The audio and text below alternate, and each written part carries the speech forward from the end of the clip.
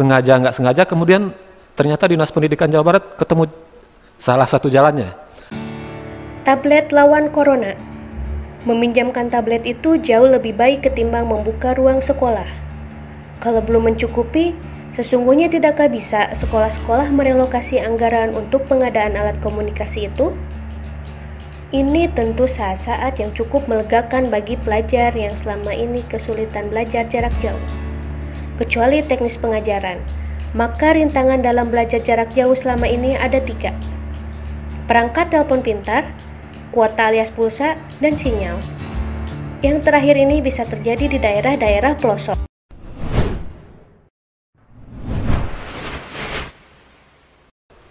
Pemirsa, kembali lagi di channel Inilah Koran. Bang Jul, pemimpin redaksi Inilah Koran, hari ini menemani saya. Beliau akan menggambarkan isu-isu yang menarik di Inilah Koran hari ini. Ada beberapa persoalan mungkin yang jadi sorotan redaksi Inilah Koran. Salah satunya soal pendidikan mungkin yang menjadi sorotan teman-teman di redaksi Inilah Koran. Nah, untuk lebih jelasnya saya langsung ke Bang Jul.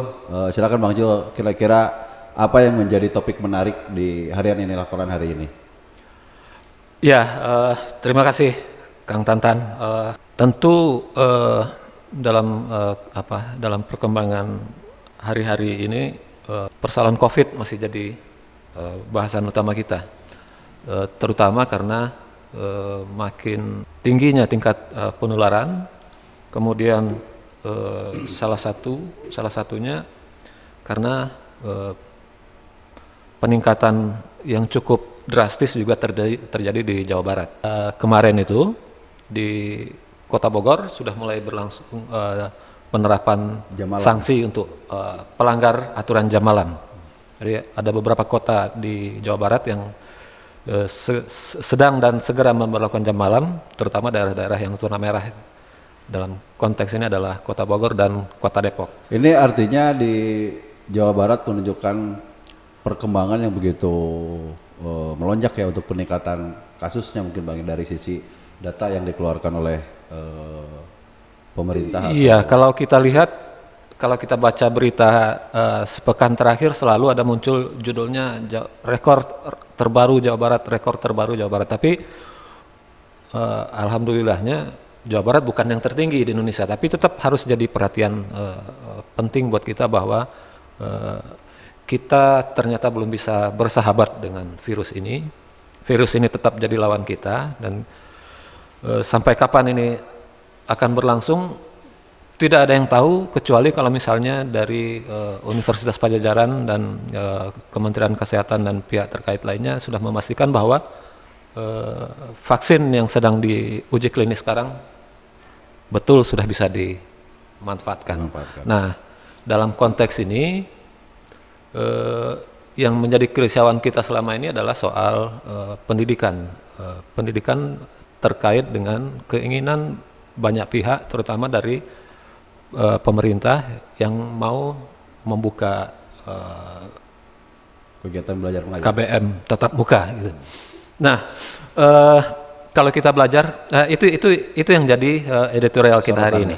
Itu yang jadi concern kita pada edisi kali ini. Tadi sempat dibacakan Bang ya sama tim kita bahwa ada beberapa persoalan yang tadi sempat dibacakan. Itu ada beberapa perkembangan yang positif mungkin Bang ya, atau memang ada solusi yang dikeluarkan pemerintah Provinsi Jawa Barat untuk kegiatan KBM ini. Kira-kira apa Bang yang jadi sorotan itu Bang? Jadi begini, bahwa virus corona sudah masuk ke sekolah-sekolah, ke lembaga pendidikan, itu fakta yang tidak bisa kita bantahkan. Di Kalimantan Barat pemerintahnya menganulir keinginan untuk KBM tatap muka karena sejumlah guru sudah mulai terpapar.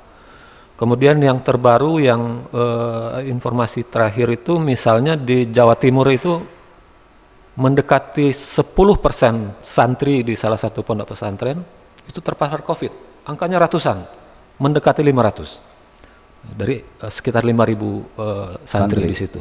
Ini kan bahaya. Ini sesuatu yang harus kita perhatikan, dan pemerintah harus memberi perhatian lebih terhadap hal ini dalam pandangan kita, ketimbang buru-buru membuka KBM tatap muka. Kita lebih baik menyelamatkan anak-anak didik kita. Kita carikan model modul untuk untuk sistem pengajaran kita, dan alhamdulillah sengaja nggak sengaja kemudian ternyata Dinas Pendidikan Jawa Barat ketemu salah satu jalannya. Kan begini, persoalan pendidikan jarak jauh itu, kecuali pada sistem pengajaran yang kadang-kadang antara pendidik dan guru kurang nyambung karena memang sistemnya bukan tatap muka, persoalannya ada pada teknologi.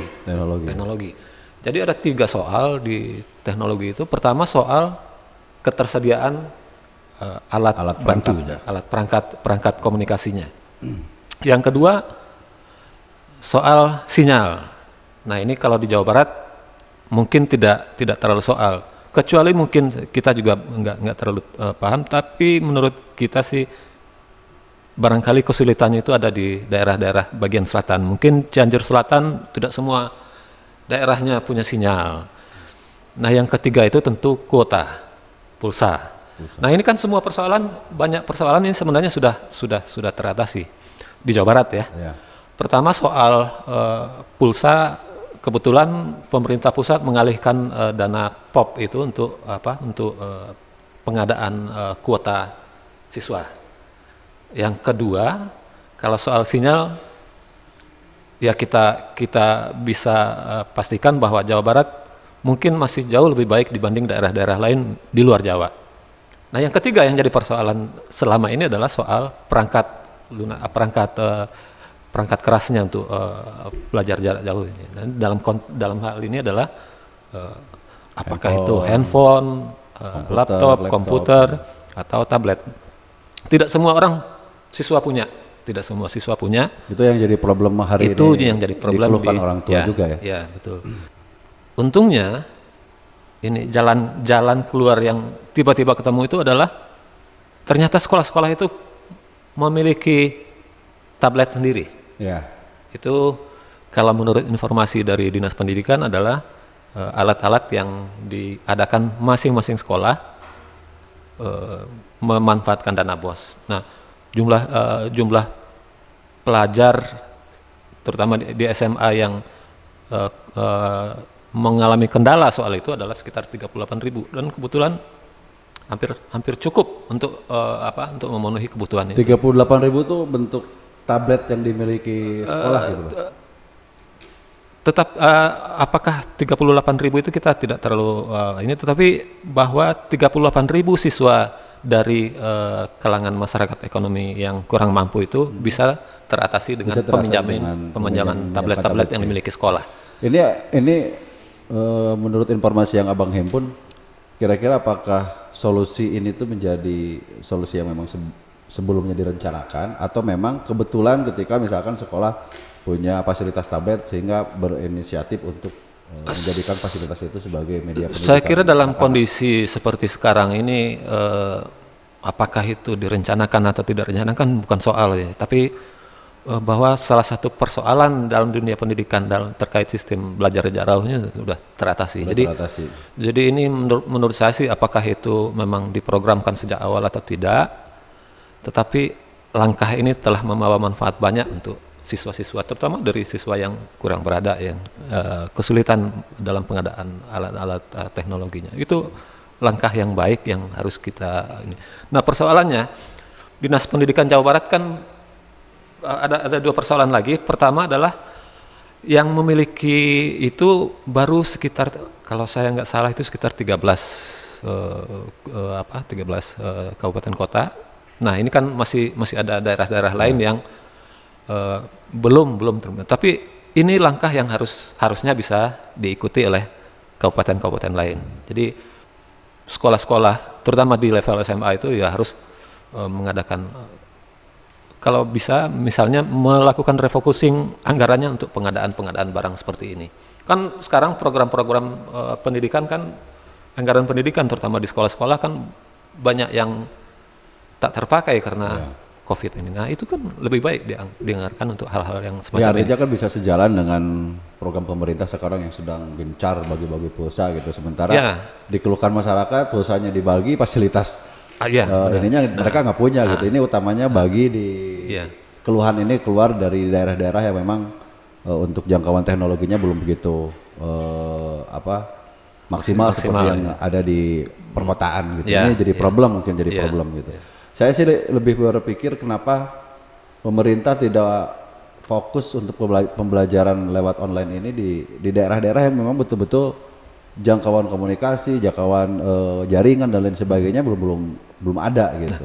Tentu persoalan pendidikan ini tidak melulu harus menjadi tanggung jawab pemerintah tanggung jawab pemerintah tetapi ada pihak-pihak lain yang mestinya bisa berperan serta dalam kemajuan teknologi. Kalau kita lihat itu di daerah-daerah lain, misalnya daerah-daerah yang daerah yang mendekati perbatasan Indonesia itu banyak perusahaan-perusahaan yang mengalirkan anggaran CSR-nya ke sektor-sektor seperti itu.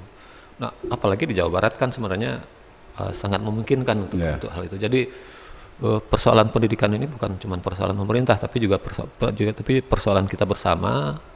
Nah, dalam hal ini ya harus menjadi concern pada dunia usaha juga untuk mengalirkan. Ya artinya kan pemerintah punya kewenangan untuk bisa memberikan solusi termasuk dengan menggerakkan sektor-sektor swasta untuk bisa fokus ke yang lebih spesifik gitu ke urusan pendidikan. Gitu.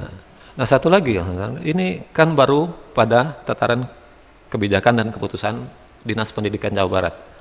Nah kita nggak tahu nih apakah dinas kabupaten kota yang punya otoritas untuk mengatur pendidikan di tingkat SD dan SMP melakukan hal serupa.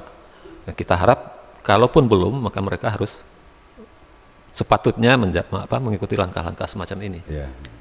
Nah kira-kira dilakukan pemerintah provinsi ya Bang ya, yang ada di editorial ini, yaitu dengan memberikan fasilitas yang ada di sekolah ke anak-anak didik untuk dijadikan sebagai fasilitas belajar mengajar gitu. Artinya ini bisa diadopsi oleh sekolah-sekolah di tingkat SMP, SD gitu yang memang notabene problemnya yang sama sampai hari ini gitu, belajar mengajar gitu. Menurut kita ini bukan cuman harus diadopsi oleh kabupaten kota, tetapi harus diadopsi oleh dunia pendidikan Indonesia dalam kondisi seperti sekarang ini, terutama di daerah-daerah yang jangkauan teknologi komunikasinya masih sangat rendah. Jadi ini bisa jadi ya dalam kondisi kesulitan seperti sekarang ini sebenarnya ini bisa jadi pilot project untuk daerah-daerah lain, tidak hanya di Jawa Barat tapi juga di seluruh Indonesia, bahwa ada potensi-potensi yang mestinya bisa kita laksanakan, ada potensi yang masih bisa kita maksimalkan meskipun semuanya dalam situasi yang sangat-sangat terbatas. Saya sih ngeliat Bang, jadi di beberapa pemberitaan gitu yang sempat kita keluarkan juga ada beberapa persepsi yang menganggap pemerintah itu belum konsisten gitu untuk mengatasi persoalan problem-problem yang muncul hari ini gitu. Ada misalkan soal kebijakan masuk sekolah, sebagian sekolah bahkan ada beberapa yang swasta gitu udah mulai utamanya di pesantren itu udah mulai masuk beraktivitas, terus di daerah-daerah juga dengan zonasi-zonasi ya. Artinya kan belum seragam nih. Apakah karena memang kondisi daerahnya yang memang rentan atau memang mungkin saja kan kayak di beberapa sekolah di pesantren aja misalkan udah yang masuk itu kan muridnya tidak hanya dari misalkan yang ada di Jawa Barat, muridnya tidak hanya dari wilayah Jawa Barat, tapi ada yang dari luar Jawa segala macam. Dan ada beberapa juga yang memang mereka melakukan dengan protokol gitu Bang. Artinya kemarin saya pernah lihat di satu daerah di Kuningan ada satu pondok pesantren. Jadi ketika muridnya masuk itu karena banyak dari luar Jawa nasional aja gitu.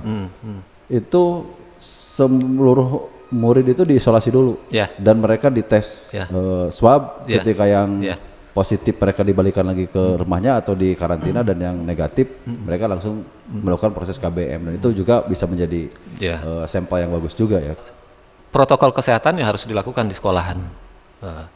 Tetapi kan kita paham anak-anak sekolah kan dalam secara mentalitas kan mereka dalam euforia yang tinggi. Tingkat kedisiplinan kita, terutama di tingkat usia-usia anak sekolah remaja seperti itu kan sangat rendah. Nah, itu pertama. Yang kedua, daerah zona hijau, kuning, orange segala macam itu kan tidak statis, dia dinamis. Jadi hari ini dia zona hijau, bukan nggak mungkin besok melompat jadi zona merah. Nah, itu risiko yang tinggi juga. Nah, yang ketiga, kalau protokol kesehatannya tidak kuat, maka salah satunya adalah bukan virus yang bersarang di sekolah, tapi virus terbawa dari luar sekolah ke sekolah. Buat kami di Inilah Koran, kami tetap mendukung bahwa sistem pelajarannya dalam kondisi seperti sekarang, menurut kami jauh lebih baik, lebih bermanfaat sistem belajar jarak jauh. Ini kalau kita bahas akan panjang nih Bang. Panjang. Waktunya sudah habis. Ini editorial ini kalau di Inilah Koran ini disebut dengan sikap kami. Nah, ini adalah editorial yang kami keluarkan setiap harinya, dan mudah-mudahan ini bisa bermanfaat bagi seluruh pemirsa channel Inilah Koran. Dan kita akhiri pembahasan editorial ini, dan sampai ketemu di editorial selanjutnya. Jangan lupa pakai masker, jangan lupa cuci tangan, dan yang paling penting subscribe, like, dan share channel Inilah Koran. Terima kasih.